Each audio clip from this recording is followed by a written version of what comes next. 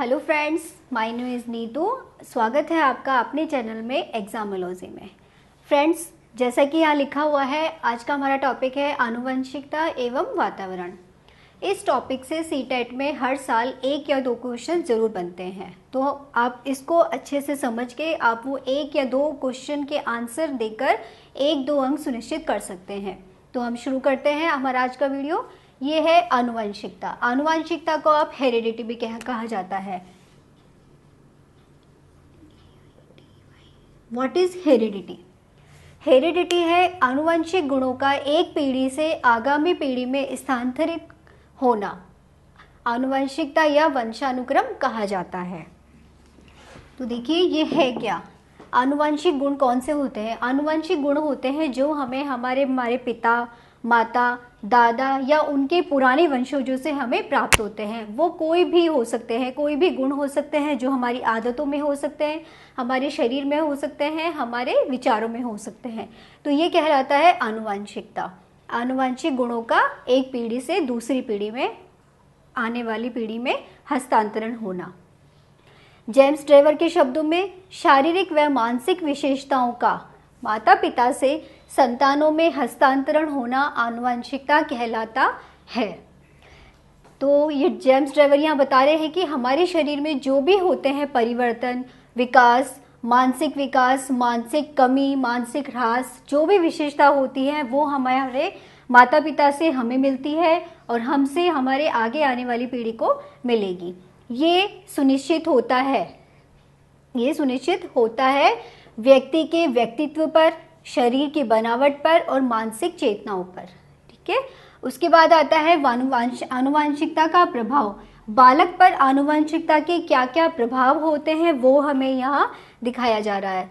मैं आपको यहाँ बता रही हूँ। सबसे पहला प्रभाव होता है बालक के रंग रूप पर। बालक का रंग रूप कैसा होगा? या तो माता पर जाएगा या पिता पर जाएगा। अगर इन दोनों पर नहीं गया तो परिवार के किसी अन्य व्यक्ति पर जाएगा, किंतु जाएगा वो परिवार के सदस्यों पर ही। आकार, उसका आकार कैसा होगा? उसकी हाइट जाएगी, कितनी जाएगी? वह छोटा होगा, बड़ा होगा?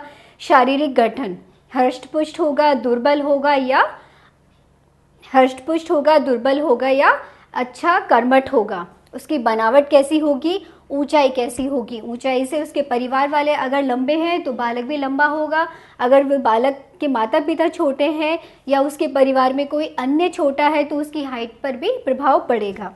फिर जीन्स, आनुवंशिकता का प्रभाव पड़ता है जीन्स द्वारा। जीन्स यानी युग्मक, ये जोड़ों में होते हैं। यह एक एक नहीं मिलते हैं, यह 2 जोड़ों में होते हैं। जैसे 2 भाई बहन होते हैं, अगर वे जुड़वा होंगे तो वे अनेकताओं में भी विभिन्नता प्राप्त किए हुए होते हैं। उनमें बहुत सारी एकरूपताएं पाई जाती हैं, किंतु उनकी आदतों में, उनके रहन सहन में भी परिवर्तन देखने को मिलेगा। उसी तरीके से ये जीन्स भी काम करते हैं। एक जोड़े में 2 जीन होते हैं, एक प्रखर होता है तो व्यक्ति में विशिष्ट लक्षण दिखाई देते हैं।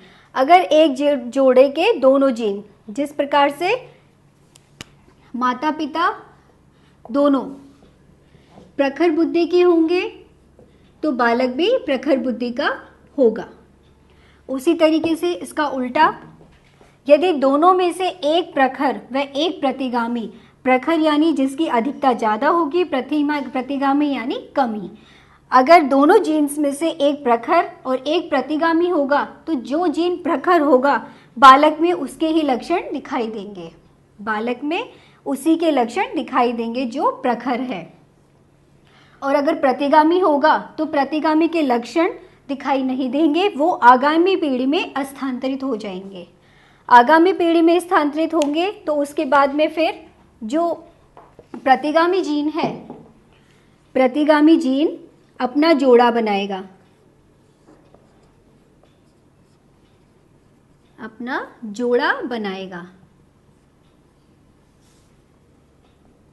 तो उसका जो जोड़ा बनेगा तो उसके जो परिणाम होंगे, लक्षण होंगे, वो आगामी पीढ़ी में दिखाई देंगे।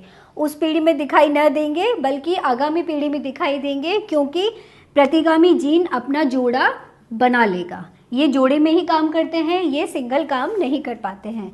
उसके बाद जो जीन आगे संचारित होता है उसको ट्रांसफरेबल कहा जाता है। ट्रांसफरेबल कहा जाता है। परंतु जो दिखाई नहीं देता है उसको कहता है समाजीनोटाइप कहा जाता है, उसको समाजीनोटाइप जीन कहा जाता है। वो आगामी पीढ़ी में दिखाई देगा, क्योंकि ट्रांसफरेबल होकर वो आगामी पीढ़ी में दिखाई देगा, जिसे समाजीनोटाइप जीन कहा जाता है। दूसरा प्रभाव पड़ेगा बुद्धि पर। बालक की बुद्धि कैसी होगी? उसके परिवार पर, उसके परिवार के जो माता पिता हैं, दादा दादी हैं और भी जो उसके वंशज हैं उन पर डिपेंड करती है। दूसरा प्रभाव पड़ता है बालक की बुद्धि पर। बुद्धि क्या है? बुद्धि को अधिगम की योग्यता, समायोजन, समस्या समाधान खोजना आदि रूप में जाना जाता है।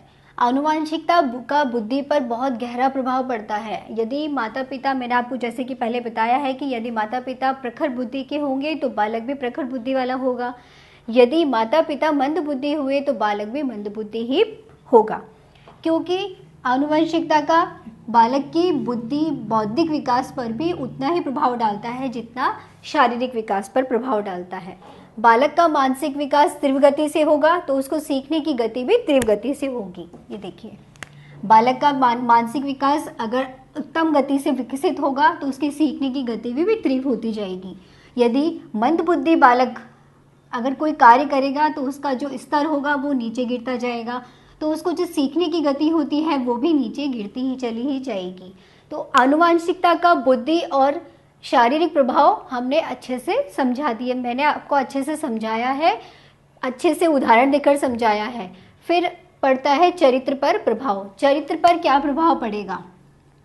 चरित्र क्या होता है? व्यक्तित्व के जो पहलू हमारे सामने आता है, व्यक्ति का जो पहलू हमारे सामने व्यवहार के रूप में सामने आता है वो चरित्र कहलाता है। अब व्यक्ति का चरित्र अच्छा होगा या बुरा होगा वह उसके वातावरण पर और आनुवंशिकता दोनों से ही प्रभावित होता है। कहा जाता है कि चोर का बेटा चोर होता है, राजा का बेटा राजा होता है। क्यों कहा जाता है? क्योंकि उसका चरित्र, उसका रहन सहन बालक के सामने दिखाई देता है। तो बालक जो देखेगा, जो सोचेगा, उसके चरित्र पर उसका ही प्रभाव अधिक पड़ेगा। तो ये हो गया आपका आनुवंशिकता। फिर आता है हमारा वातावरण यानी पर्यावरण, जिसको बोला जाता है एनवायरनमेंट।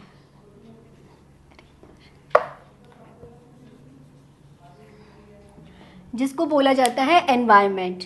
हमें बचपन से सिखाया जाता है कि जो हमें चारों ओर से घेरते हैं उसे हम वातावरण या पर्यावरण के नाम से जाना जाता है। यह दो शब्दों से मिलकर बना है। ये देखिए, परि प्लस आवरण। यहाँ परि का मतलब है हमारे चारों ओर और आवरण का मतलब है ढकना। जो चीज हमें चारों ओर से ढके हुए है वह वातावरण है या पर्यावरण कहा जाता है। यह हमें तीसरी चौथी कक्षा में भी इसकी परिभाषा हमें सिखाई गई है, तो हम उसी का ही अनुकरण करेंगे, क्योंकि पर्यावरण की और कोई परिभाषा हम बोल भी नहीं सकते, क्योंकि पर्यावरण और वातावरण इसकी परिभाषा ये बहुत ही अच्छी है, जो हमें चारों तरफ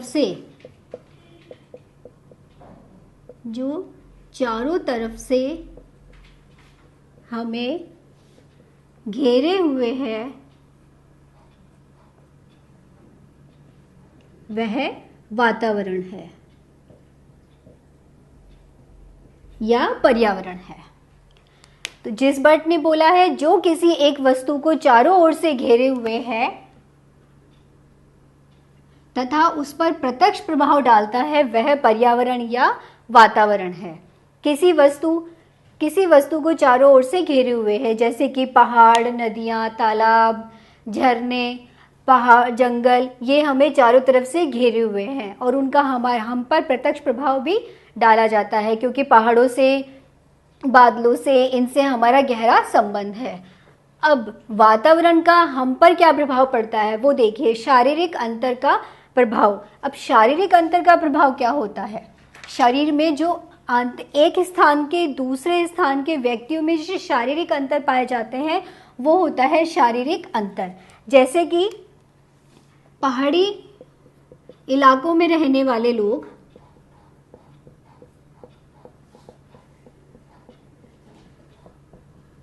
वाले लोग छोटे कद के होते हैं,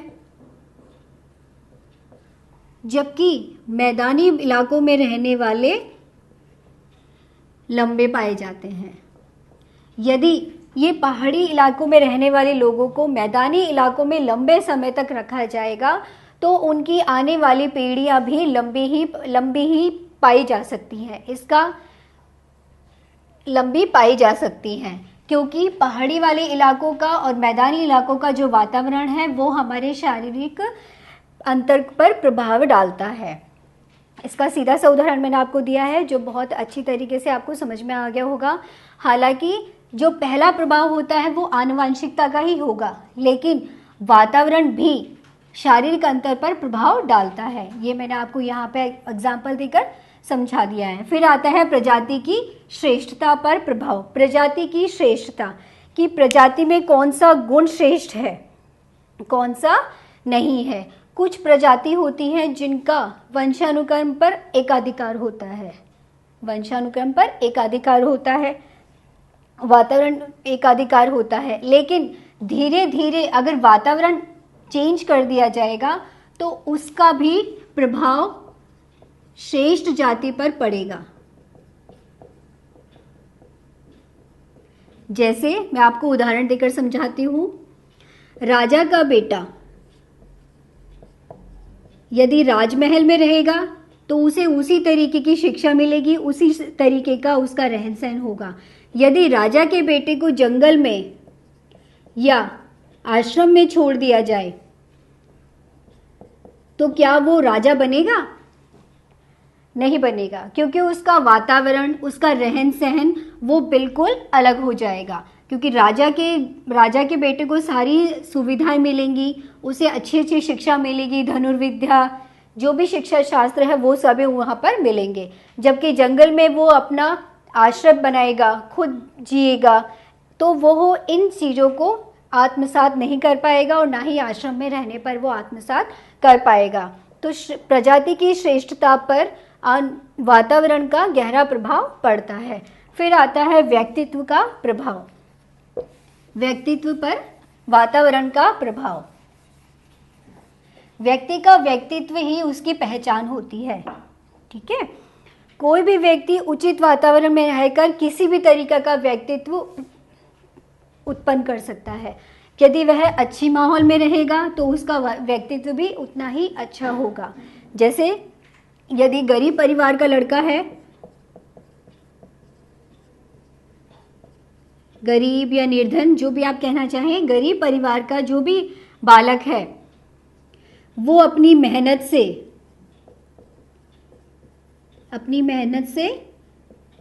सफल होगा, अपनी मेहनत से, परिश्रम से सफल होगा और आगे जाके महान कहलाएगा, क्योंकि व्यक्तित्व पर प्रभाव डालता है। व्यक्ति का व्यक्तित्व कैसा होगा, वो अपनी मेहनत से भी अपना व्यक्तित्व बना सकता है। ये वातावरण के ऊपर होगा कि वातावरण उसे कैसा मिलता है। अगर वातावरण परिश्रमी होगा तो बालक भी परिश्रमी होगा। फिर पड़ता है मानसिक विकास पर प्रभाव। फिर हमारा आता है मानसिक विकास पर प्रभाव। वातावरण का मानसिक विकास से क्या संबंध है? वातावरण का मानसिक विकास से क्या संबंध है? अगर बालक को वातावरण अच्छा मिलेगा, उसका पोषण अच्छा होगा, तो उसका मानसिक विकास भी अच्छा होगा। वातावरण को हम दूसरी भाषा में हम पोषण भी कहते हैं, और वातावरण और पोषण एक दूसरे के अनुरूप हैं। गॉर्डन नामक जो वैज्ञानिक है, उन्होंने कहा है कि उचित सामाजिक व पारस्परिक सांस्कृतिक परिवेश न मिलने से बालक में मानसिक विकास नहीं हो पाता है। मैं आपको उदाहरण बता देती हूँ। मान लीजिए एक बालक नदी के किनारे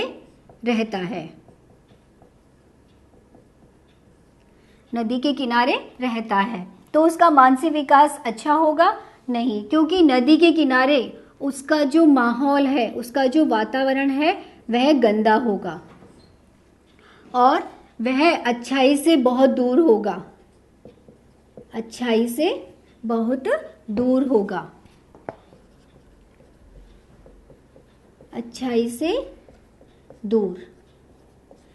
अब ये दोनों वातावरण ही उसका प्रभावित कर रहे हैं। नदी के किनारे का माहौल कैसा होता है? गंदा होता है। आसपास में नदी के किनारे, दोनों किनारों पर गंदगी फैली रहती है। लोग वहाँ आते हैं तो कूड़ा करकट डालकर चले जाते हैं, तो वहाँ का वातावरण दूषित हो जाता है। और नदी के किनारे होने के कारण वह शहर से, समाज से बहुत दूर हो जाता है, तो वहाँ पे जो विचारधारा चलती है उससे भी वह बहुत दूर ही रहता है। फिर आता है बालक का बहुमुखी विकास। बालक का बहुमुखी विकास, इस पर वातावरण प्रत्यक्ष रूप से प्रभाव डालता है। वातावरण बालक के सभी पक्षों पर, सामाजिक हो, मानसिक हो, संवेगात्मक हो या शारीरिक हो, उस विकास पर बहुत बहुत ज़्यादा प्रभाव डालता है। इसको उदाहरण देख लीजिए। एक उदाहरण देकर मैं बताती हूँ आपको।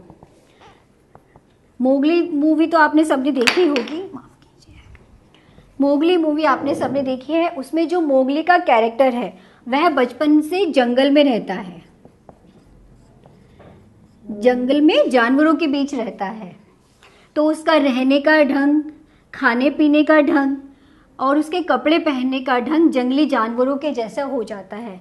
वह चलता है तो जानवरों के जैसे, दोनों हाथों और दोनों पैरों को काम में लेकर, खाता है तो बिल्कुल जानवरों के जैसे, कपड़े नहीं पहनता। फिर उसका परिवेश बदला गया,